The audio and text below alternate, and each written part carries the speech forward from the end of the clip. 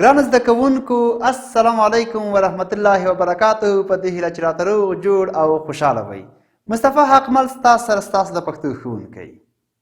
سمه ده، آفرین. هیله لرم چې خپل کتابونه، کتابچې، قلمونه، پنسلونه او خپل پنسل پاکونه ټول هغه درسي مواد چې ډېر ضرور دي ستاسو درس کې هغه له ځان سره ولرئ.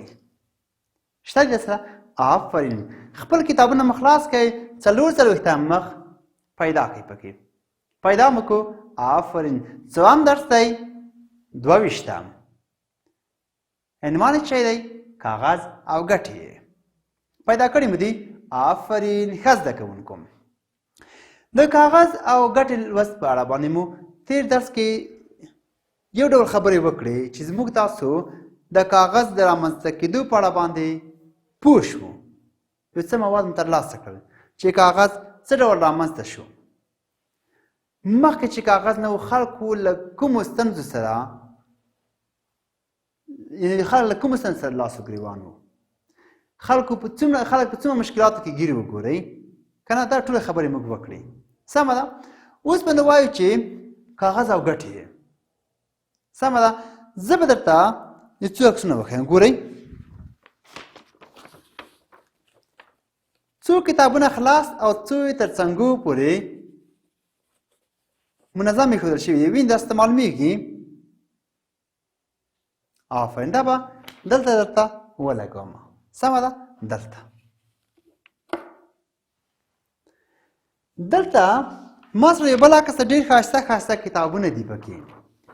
د کتابونو والا کې چې دي ډېرې ښې ښایسته او ډېرې ښې نازکې لیکل شوي دي. نازک کاغذ دی.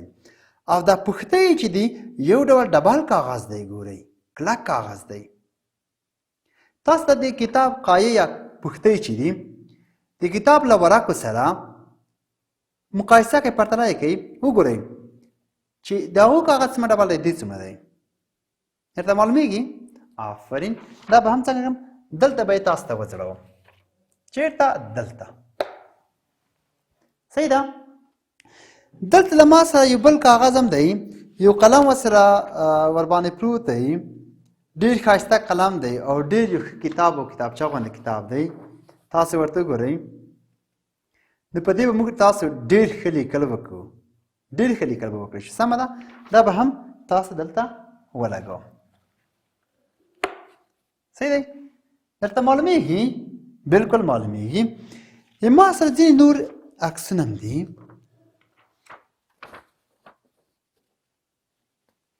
خلک د کتابونو، کاغذونو، مطالعې په مرسته باندې څه ډول شیان جوړولی شي. تیاره خو له سره همداسې یو مخ تیاره نه وه پیدا شوې، که نه؟ دا کورونه خو همداسې یو مخ نه و نازل شوي. ګورئ، موږ تاسو دا تخته ته ګورئ، دا یوه تخته باندې ورقه چې دلته نښلوو، یوه ورقه موږ تاسو نښلوو. دا کور خو ټول له سره نه دی جوړ شوی. ګورئ، دا لوړې پایې بلډینګونه خو له سره نه دي جوړ شوي همداسې. دا د څه شي په مرسته؟ د کتاب په مرسته، د زده کړې په مرسته، د مکتب په مرسته. سمه ده. آفرین. ښه، دلته ځینې عکسونه نور دي راسره چې تاسو به وایئ چې دلته درس د کاغذ دی او ته په موږ باندې لرګي ګورې. همداسې نه ده. لرګي ته ګورئ. لرګی دی، اره شوی 2 لرګي دي. وینې؟ آفرین. ښه، دا ولې مو راوړی دلته؟ لرګي مو ولې راوړي؟ په دې اړه به ټولو باندې به خبرې کوو. سمه ده. آفرین. اوس راځم درس ته. تاسو مو کتاب ته ګورئ. 4 مخ اول خط. موخه د دغه درس څه شي ده؟ ګورئ، د متن لوستل دي، لیکل دي، د کاغذ د ارزښت او ګټو په اړه زده کوونکو ته معلومات ورکول دي. کاغذ زده کړې په اړه چې کاغذ څه ډول رامنځته شو، ارزښت یې څه ارزښت دی، په دې اړه موږ خبرې وکړې. د درس لیکل لوستل مو ستاسو خپل مسؤلیت چې باید ښه ادا ښه درس ووایئ، ډېرې ولیکئ او ډېرې ووایئ. سمه ده. ښه، 2 پوښتنې شي. پوښتنې موږ خپلې خبرې او اړتیاوې د څه په مخ لیکو. یو بله شوې ده چې پخوانیو خلکو به خپلې خبرې د څه شي په مخ لیکلې او ولې به یې لیکلې. دا به ستاسو کورنۍ دنده وي. سمه ده. آفرین. ښه، اوس راشئ درس ته. اول خط. 2 خط. اول خط کوم ځای دی؟ آفرین. چې دی ډېر ښه. موږ څومره کتابونه چې ګورو دا ټول د کاغذ په مخ چاپېږي. تاسو داسې کتاب لیدلی دی چې د لرګي په مخ چاپ وي؟ لیدلی مو دی؟ آفرین، ما هم نه دی لیدلی. هغه یوه ټوکه وه که نه، ما تاسو ته یو ورځ ویلي وه چې تاسو دومره اوښ لیدلی مو دی دومره اوښ؟ نه مو دی لیدلی؟ ما هم نه دی لیدلی. نو تاسو چې داسې کتاب نه دی لیدلی ما هم نه دی لیدلی. صحیح ده؟ آفرین. ښه، دا ټول د کاغذ په مخ چاپېږي، بلکل د کاغذ په مخ چاپېږي. که کاغذ نه وای کتابونه به هم نه وای. مخکې هم درته ویلي که کاغذ نه وای نو موږ تاسو داسې نه شو د پښتو کتاب مو په یوه تیږه لیکلی او تیږه مې شاته پرته وي بوجۍ کې مکتب ته به روان وله چیرې ځې څوک ورته وایي والله زه مکتب ته د شاته دی چې اچولي دا پښتو کتاب دی دومره دروند دی والله په تیږه مې لیکلی داسې خو به نه وي که نه؟ آفرین. نو کاغذ دی چې موږ تاسو ته یې ډېرې اسانتیاوې رامنځته کړي دي. ښه، د علم او پوهې خپرونه به ستونزمنه وای. خلکو به علم صحیح نه شوی خپرولی. دا کومې خبرې چې ما زه کوم که چیرې کتاب نه وای دا به ما چیرې زده کړی وای. تاسو که چیرې کتاب نه درلودی تاسو به دا خبرې څه رقم لوستلی وای. صحیح ده؟ آفرین. ښه، د پخوانیو خلکو له حالاتو او پیښو څخه خبرېدل به ګران کار وای. موږ تاسو ته تېر تاریخ نه و معلوم، خو همدغه کتابونه دي چې موږ تاسو ته تاریخونه راپرېښي دي. که چیرې کتاب نه وای کاغذ نه وای نو موږ تاسو به له تاریخ نه وو خبر. صحیح ده؟ آفرین. ښه، د نور هیوادونو له حالات نه به بېخبره وای. د نور نړۍ حالات خو بیخي نه ورته معلوم ځکه موږ تاسو نه لرې دي. موږ تاسو به د خپل هیواد نه ورته معلوم ځکه چې نږدې دي او د نور نړۍ خو بیخي لرې خبره ده. سمه ده؟ آفرین. ښه، د نړۍ پرمختګ د پوهې د خپرېدو برکت دی. د نړۍ چې دومره پرمختګ کړی جهان چې دومره مخته تللی دا تیارې چې په هوا ګرځي دا کښتۍ چې په اوبو کې ګرځي د اوبو لاندې چې خلک ګرځي را ګرځي د سپوږمۍ ته چې خلک ورسېدل دا د همدغو علم برکت دی. ګورئ دا د دغو خړو خړو مکتبونو برکت دی. ګورئ چې تاسې اوس پکې ناست دی. سمه ده؟ آفرین. ښه، علم او پوهه د کاغذ په وسیله یوه نسل څخه بل نسل ته او له یوه ځای نه بل ځای ته خپرېږي. دا علم چې دی بیا ګورئ له یوه نسل نه بل ته مثال موږ چې راتلونکي نسل ته ماشومانو ته وایو تاسو به بیا نورو ته وایو موږ له نورو زده کړئ او له یوې سیمې نه بلې سیمې ته چې په مرسته خپرېږي د کاغذ په مخ باندې کتاب دی ګوره چاپېږي. سمه ده؟ آفرین. ښه، په تېرو زمانو کې چې کاغذ جوړ شوی نه و د خلکو خبرې کیسې نکلونه په ډبرو خاورینو تختو او پوستکو باندې لیکل کېدې. ګوره مخکې تاسو ته خبر کړې وه چې کاغذ نه و خلکو به خپلې کیسې اول په یادولې بیا به له ذهنه نیمې ووتلې لاړې به. صحیح ده؟ وی ته به کېناستو بیا مثال په پوستکي په ډبرو په ډبرینو لوښو په خاورینو لوښو به یې لیکلې. ګورئ له خاورې به جوړ شوي مثال په خاوره به د کاغذ یو تېره لرګی به را پیدا کړو چې څه ولیکي په خټه باندې هغه بیا په اور کې کېښوده چې پخه شوه نو څه وخت به یې دوام کول بیا پاپیروس بوټي او دغه کیسې. صحیح ده؟ نو خلکو به خپلې کیسې خپل نکلونه په دو رقم ساتل. دومره ډېره ستونزه ده. سمه ده؟ آفرین. ښه، کله چې خلکو لږ پرمختګ وکړ خپلې خبرې پر هډوکو د ونو په پوستکو او پاڼې لیکلې. کله چې خلک لږ پرمختګ خواته روان شول لږ ښه شول لږ عصري شول نو بیا یې په هډوکو لیکلې د ونو په پوستکو به یې لیکلې. صحیح ده؟ دلته عکس ما تاسو راوړی د لرګی دا مفت نه دی راوړی د دې لپاره چې تاسو لاړ شئ هلته اور واچوئ سوځوئ. سمه ده؟ آفرین. د دې په اړه به خبرې کوو. ښه، ډېر ښه، آفرین. ښه، ورو ورو د څارویو په څرمنو لیکل پیل شول. ګورئ کله کله بیا څنګه د ژویو حیواناتو په څرمنو یا پوستکو باندې لیکل وشول. صحیح ده؟ آفرین. ښه، 2000 کاله پخوا د مصر خلکو د کاغذ جوړولو نوې طریقه پیدا کړه. چا؟ مصریانو 2000 کاله مخکې د کاغذ جوړولو نوې طریقه یې پیدا کړه. ښه، د یو ډول ونې پوستکي یې پاک کړل او په هغو یې لیکل پیل کړل. په هغو وختونو کې د چین خلکو د سپنسیو ټوکر او ټوټو څخه کاغذ جوړ کړل. ګورئ مصریان څنګه وکړل یو ډول کاغذ پاک و پاپیروس مې ما درته ویلي مخکې که نه په تېر درس کې ما درته ویلي وو. وروسته چینایانو له سپنسیو څخه له تارونو څخه له ټوکرو څخه یو ډول کاغذ جوړ کړ. سمه ده؟ آفرین. ښه، په همدې توګه د کاغذ د جوړولو لپاره وخت په وخت په هر ځای کې کوښښونه وشول تر څو نننی کاغذ په اوسنۍ بڼه رامنځته شو.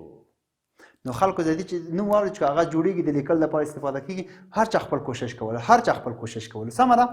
نو همداسې کرار چې اوسنی کاغذ چې موږ تاسو کوم یو لرو دا رامنځته شو. پوه شوئ په آفرین. تر دې ځایه پورې ښه. وروسته ورته ګورئ وروسته څه دي ښه اوسنی کاغذ له یو ډول ونو څخه جوړیږي. له یو ډول ونو څخه جوړیږي، له لرګیو څخه جوړیږي. ګورئ ښه څه رقم جوړیږي. دلته یې عکس ما راوړی. ګورئ شنه ونه ده ولاړه ده. ګورئ ورته شنه ونه ده واړه واړه یاره کړي. دلته لرګي وینئ تاسو ته معلومیږي دومره میده کړي دي. له هغې څخه وروسته دلته ګورئ اور دی ورپسې تاوونه ترې پورته کېږي. در معلومیږي. له هغې څخه ګورئ دلته په داسې چوکاټ قالب کې اچول شوي دي. صحیح ده. له هغې څخه وروسته یوه سپینه پاکه ستره ورقه ترې جوړه شوې ده. پوه شوئ پوه. اوس یې نوې بڼې په نورو کارخانو کې بل نورې طریقې هم دي. سمه داسې نه چې تاسو لاړ شئ لرګي ته اور واچوئ چې دا خو وسو دا خو هیره شو کاغذ خو نه شو. ما اورېدل داسې نه کېږي. آفرین ښه.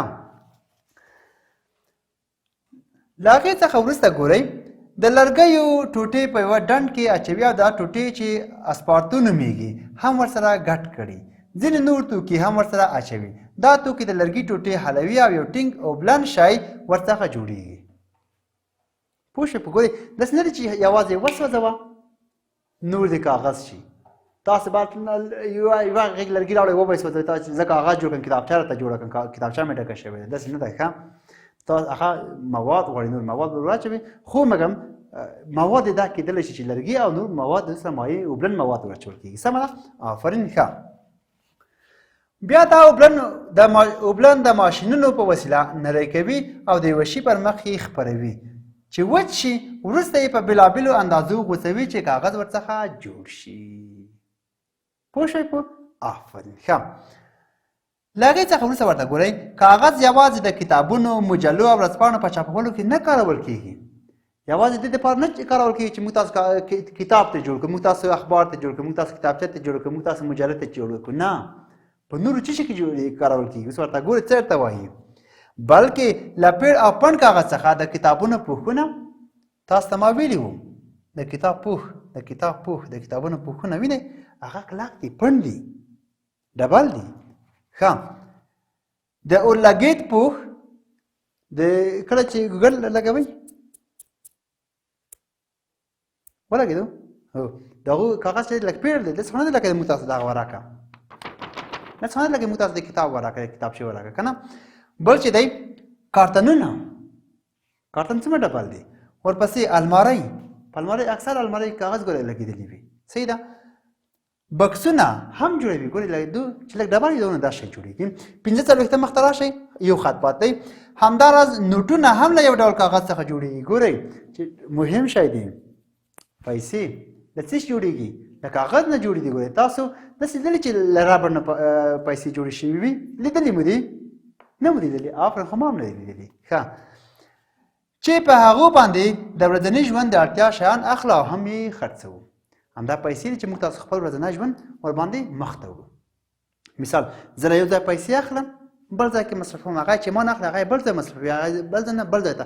دا ټول ټولنیز نظام چې دی د پیسو په مرسته همداسې مخ ته ځي چې هغه هم له کاغذ او ډېرې کمې یوه ګوند د موږ تاسو ملک یوه ګوند دوه ګوند پنځه ګوند د وسپنې دی که نه نو ټول یې کاغذ دی. ګورئ سمه ده. آفرین ښه درنو زده کوونکو زموږ تاسو درس نن همدومره بس دی. نو راتلونکي درس کې به تاسو بالاخره دغه تیار لیکلی وي کوم لغت چې نه پوهېدئ لاندې په کرښه ترې کش کړئ. زه به هغه تاسو ته معنا کوم او د کتاب راتلونکي مخکې چې کوم فعالیتونه دي چې دغه دي دا به هم حتما ټول په ګډه سره کوو. سمه ده. تر بیا هم په خدای سپارم. ښې شېبې ښې چارې.